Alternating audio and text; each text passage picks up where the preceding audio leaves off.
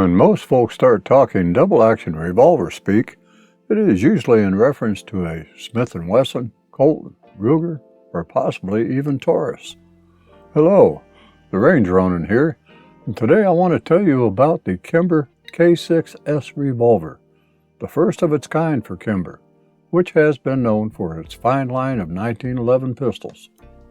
It would seem that double-action revolver design has not evolved much over the years, or should I say that semi-automatic pistols became the precedents and the revolver somewhat languished in obscurity, although many people still favored the revolver because they simply worked and did not suffer from some of the unpleasantries of pistols.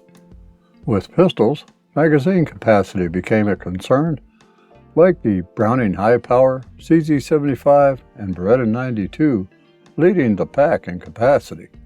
The revolver was not only pushed out of the pack, but was disregarded as a poor choice for self-defense carry. A great many, however, still favored the lowly revolver, even with its diminished capacity. Of the few changes made to the revolver, lightweight models seem to be in favor, due to their being, well, lightweight. That is, until you actually had to shoot one, even with modest loads. My old Smith & Wesson Model 36 was a handful to shoot, even with standard 158 grain semi-wide cutter hollow point ammunition. Weight, sometimes, is a good thing. When Sturm Ruger & Company introduced the SP-101 in 1988, my interest in compact revolvers increased, but it took quite a while to act on that interest. Eventually, an SP-101 357 Magnum with a 2 1/4 inch barrel found its way into my carry routine. The weight of this little tank, as it was often referred to, made the compact SP-101 most pleasant to shoot with modest loads, and with 125 grain 357 Magnum ammunition going out the muzzle, the SP-101 was still manageable, while the flame at the front end was as impressive as the recoil.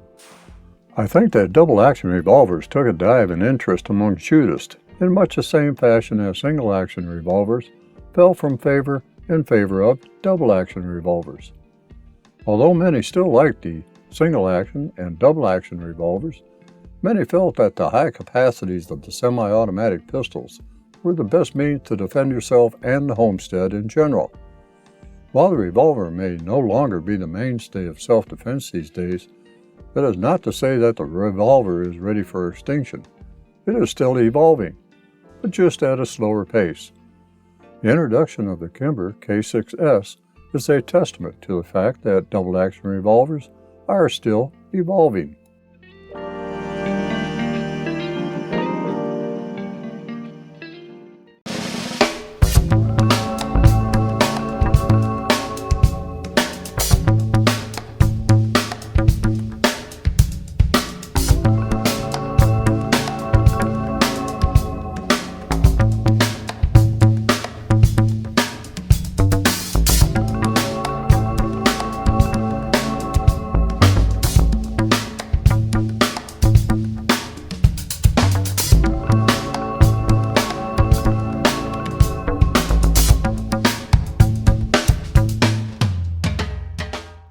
I had handled a Kimber K6S when one first arrived at my local gun club and range some time ago.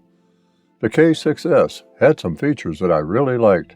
It was double action only, with no protruding hammer spur to catch on clothing. It had tritium night sights front and rear, recessed cylinder chambers, brushed stainless steel finish, excellent fitting rubber grips, an unfluted cylinder, and most of all, 6 shots were available, as compared to most snubby revolvers of this size that have a 5-shot capacity. As my usual, I had to ponder on this for a bit, but finally decided to acquire one, shoot it, and here's my evaluation of it. The frame and barrel are forged stainless steel, and it is nicely forged stainless steel. The K6S is one of the nicest finished revolvers that I have seen in a long time.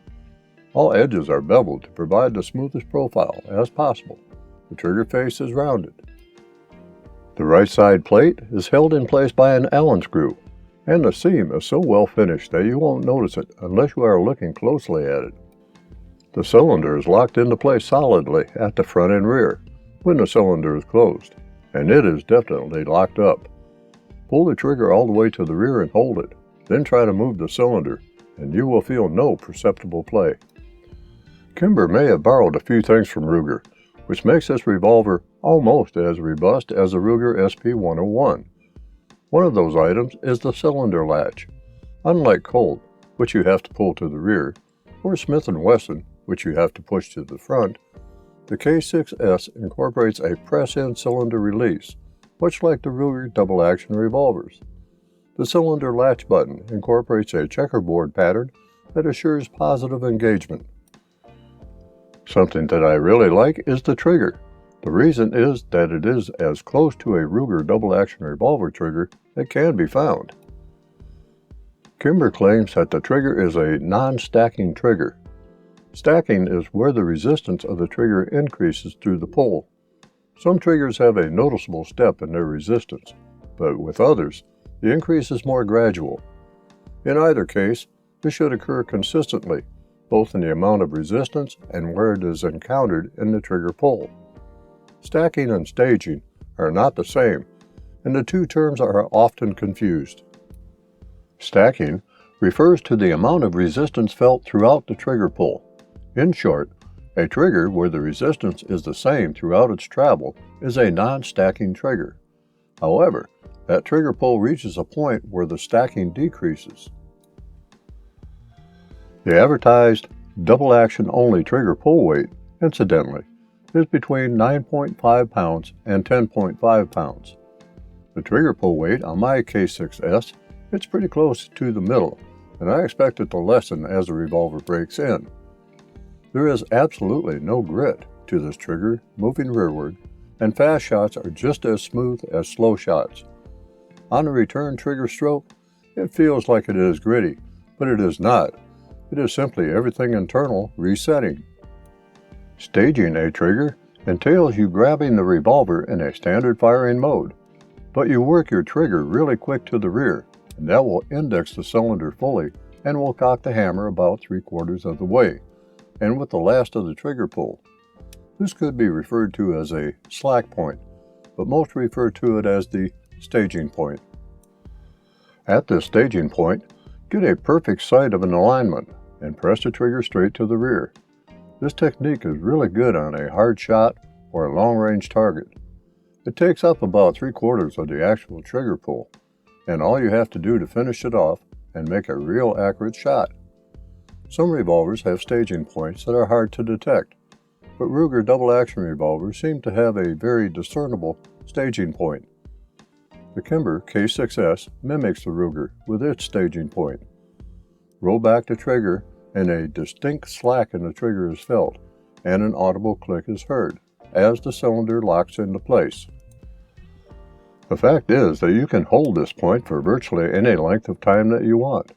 The staging point in a double-action revolver, as a comparison, would be similar to that of a compound bow. The initial pull is heavy, and then the bow reaches a point where the pull is extremely light. In summary, for rapid fire, you will want your finger right on the face of the trigger, just using the pad.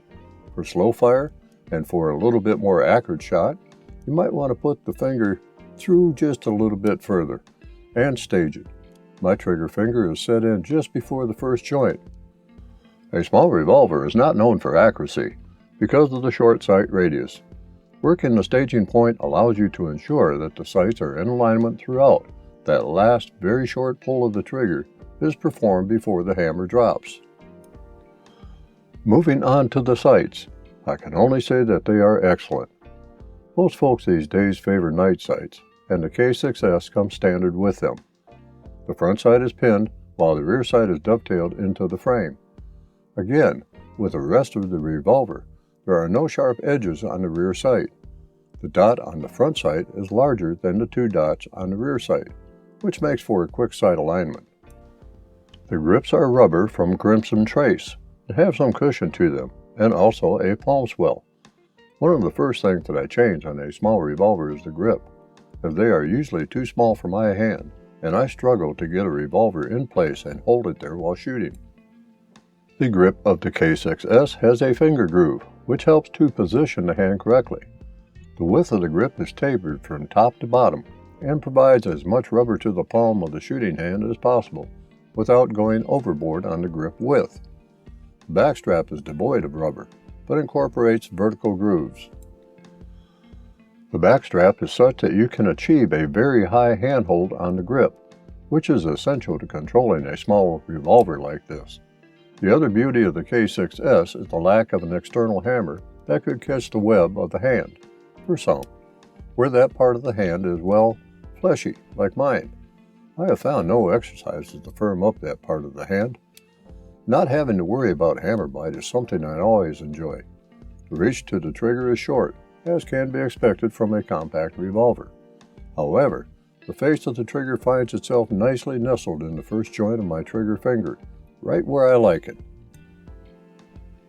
The grip is held in place by a single screw and is of the pinky hanger type. Your pinky is going to hang off the grip though, but that's alright because that pinky wraps under the grip nicely. With the pinky finger beneath the grip, the support hand presses that pinky into the grip. The thumb of the support hand comes over top of the shooting hand thumb, and the next thing you know is that you have a very solid grip on a very solid revolver. The grip, as the rest of the K6S, fits and functions perfectly. I felt no need to change the grip until a better grip was found, and one was. I found the Hogue Monogrip Rubber Grip, black Kimber K6S, double action single action at the Jungle store, and it was quickly installed. Although a bit longer than the stock grip, the grip covers the backstrap and also adds a bit more dimension to the grip that my hand likes. The fit of the Hogue grip is not perfect. There is a slight gap at the top of the grip, which the standard grips covered. It's not a deal breaker, as that grip adds some length and girth that my hand likes.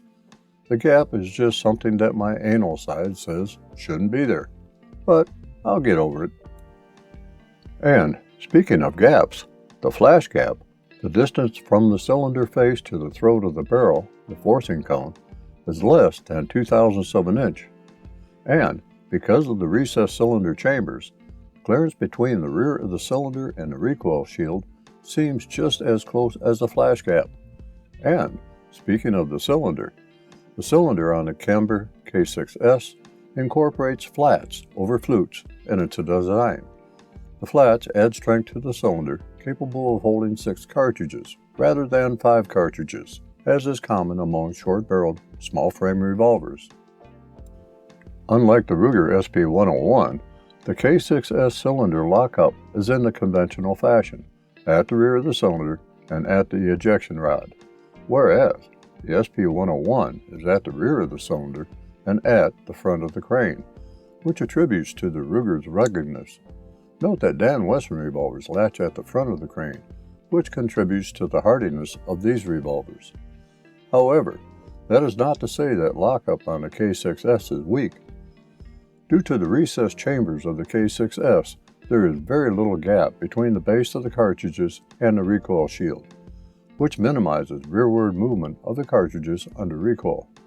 Regardless, I don't see running a continuous diet of full-house Magnum ammunition in the K6S revolver being beneficial to the lifespan of the K6S, or any revolver for that matter, or the shooting hand, unless you just particularly enjoy having a flamethrower with a very high energy recoil in your hand. The last item worthy of mention is the angle of the rear of the frame in the hammer area.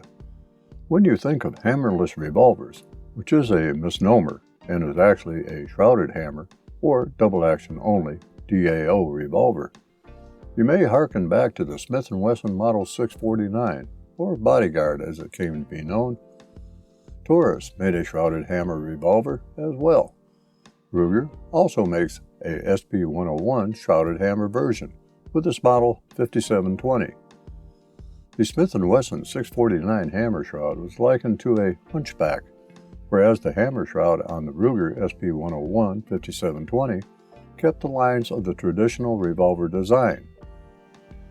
The Kimber K6S, however, broke the mold and is one of the finest examples of ingenuity in streamlining the hammer area.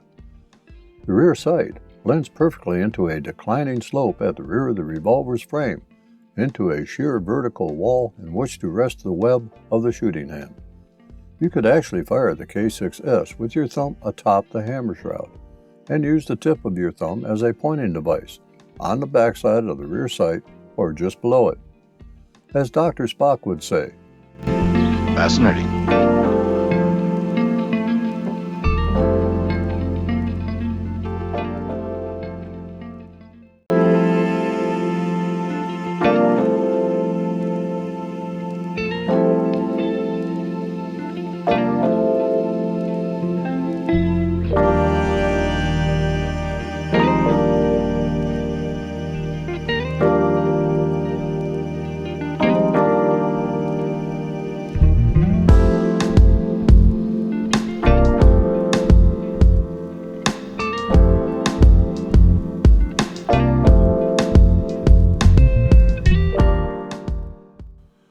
regardless of how a firearm looks or feels, the telling point is how it performs.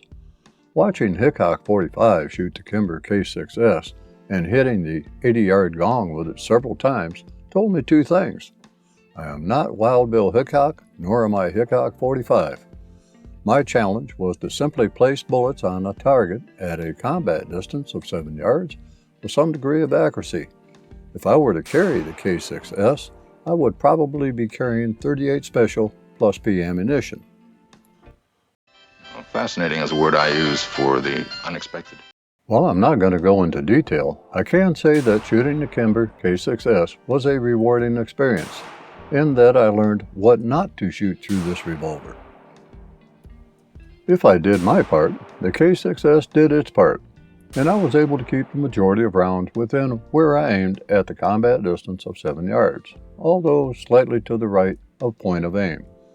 That could have been me or the sights. Luckily, the rear sight is drift adjustable for windage, and a slight left tap on the rear sight would probably prove beneficial, in my case. For the time being, I am leaving the rear sight where it is, as a slight right impact at combat distance is not going to be a showstopper, and I know how to compensate for it. Recoil is straight back into the hand, with the web of the shooting hand taking the brunt of the recoil. So, here is a brief rundown of the ammunition fired. Shooting the 158 grain semi-wad cutter hollow point ammunition was a breeze. Recoil, while stout, was highly manageable. The 125 grain plus P ammunition was, of course, a little stouter, and after a cylinder full, the shooting glove was put on. I like the nerves in my hand enough to try to protect him as much as possible. Muzzle flash is also greater than with standard loads. The 125 grain 357 Magnum is stouter almost to the point of being extremely abusive to the hand. The flame out of the front of the barrel is impressive, to say the least. Yes, Martha, the 125 grain 357 Magnum ammunition is a heck of a flamethrower out of a 2-inch barreled revolver. With a good grip on the gun, I was able to return the barrel on target pretty quickly, however.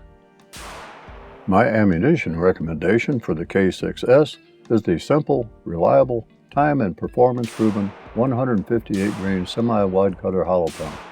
In fact, that is my standard ammunition recommendation for any small frame, short barreled revolver.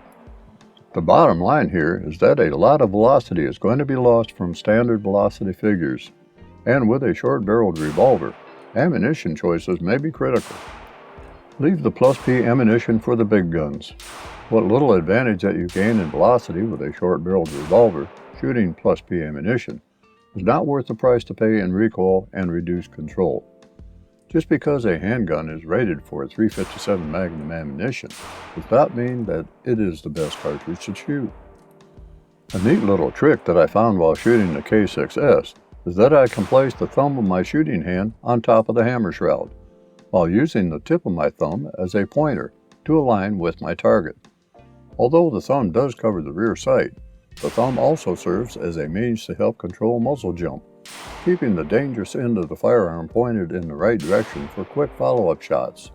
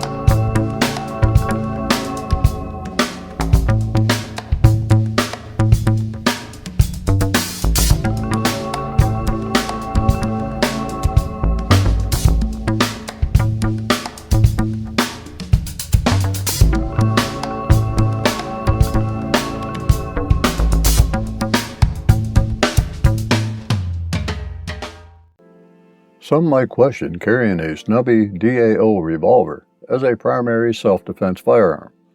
Most would be concerned with capacity. For reloading, both speed loaders and speed strips are available for the K6S.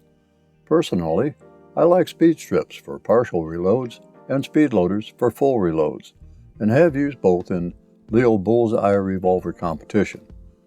The Kimber K6S comes with one speed strip from DeSantis Cowhide.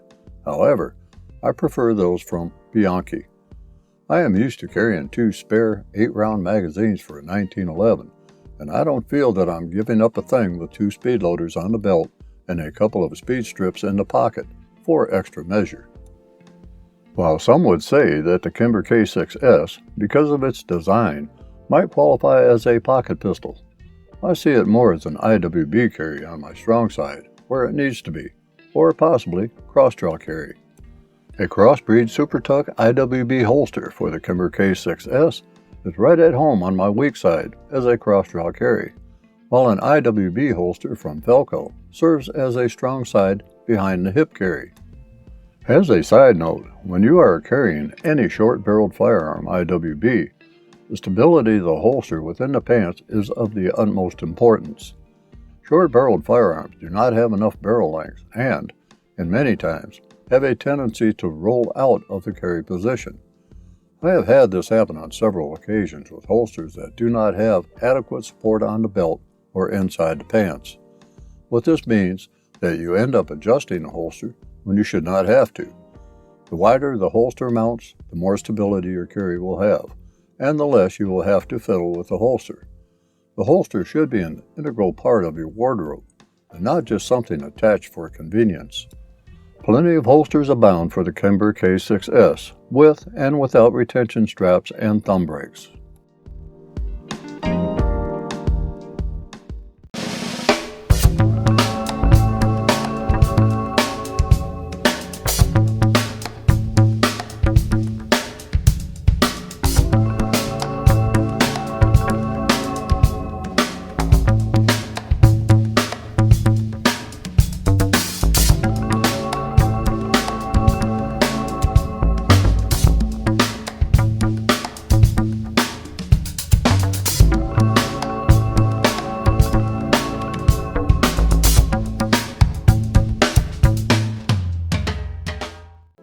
To wrap this entire thing up, I can say that the Kimber K6S is a double-action only revolver well worth the price. And at the time of this review, a Ruger SP101, model 5718, is going for $919 MSRP, whereas the Kimber K6S is $985. However, both can be found for less if you shop wisely. The Kimber K6S has proven itself worthy of carry and probably will be carried at some point in my seasonal rotation, albeit it will be carried with .38 special ammunition and not with .357 Magnum ammunition. For the first attempt of a company famous for making quality 1911 pistols, Kimber has done it right coming out of the gate with a compact double-action only revolver. The entire firearm reeks of innovation. It's very pleasing to look at, definitely pleasing to shoot, and that is something that is desperately needed in revolver design. I won't even mention the Chiappa. I have absolutely nothing negative to report on the Kimber K6S revolver. Of course, there is one stark difference between the Ruger SP101 and the Kimber K6S, and that is the number of calibers for each revolver. For the Kimber K6S, and at the present time, there are only 2 calibers to select from, .38 Special and .357 Magnum. The caliber advantage obviously goes to the Ruger SP101, which is chambered in .38 Special, .357 Magnum, .327 Magnum, 9mm, and also in .22 Long Rifle. With that said, if the acceptance of the Kimber K6S grows, more barrel lengths and calibers may be possible at some point in the future. However, I feel that Kimber is simply saying that we can build a double-action only revolver with the same quality and care as we do our 1911 pistols. The Ruger SP101 and Kimber K6S are made in the U.S., and that I find appealing. While the Ruger SP101 has been around for quite a while and has proven itself to be an excellent compact revolver, the Kimber K6S is first generation and may have to prove itself among revolver enthusiasts. But I don't think that will be a problem, as the Kimber K6S is one fine revolver that is highly comparable to the rugged and highly reliable Ruger revolvers. Finally, and to tell the truth, if the only choice that I had for a compact revolver came down to the Ruger SP101 and the Kimber K6S, it would be a tough decision. While not taking anything away from the Kimber K6S, my choice would probably be with the Ruger SP101. Aside from the mild price difference between the two revolvers, the Ruger SP101 and Kimber K6S can be outfitted with a rubber grip that really tames the recoil and handling of the revolver.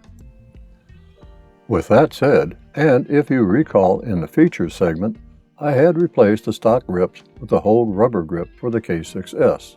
And, if you recall, I stated that I did not like the whole grip due to the gap at the top of the grip. Well, I rectified that with the K6S control core grips from Kimber. The fit and form of these grips are so much better than the hold grips.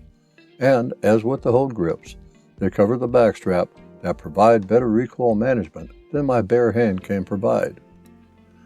Well, my friends, once again I come to the end of a video review trail. I hope that you will follow the channel so that you don't miss any of my future gun and gear reviews. Until we see each other again, stay safe out there.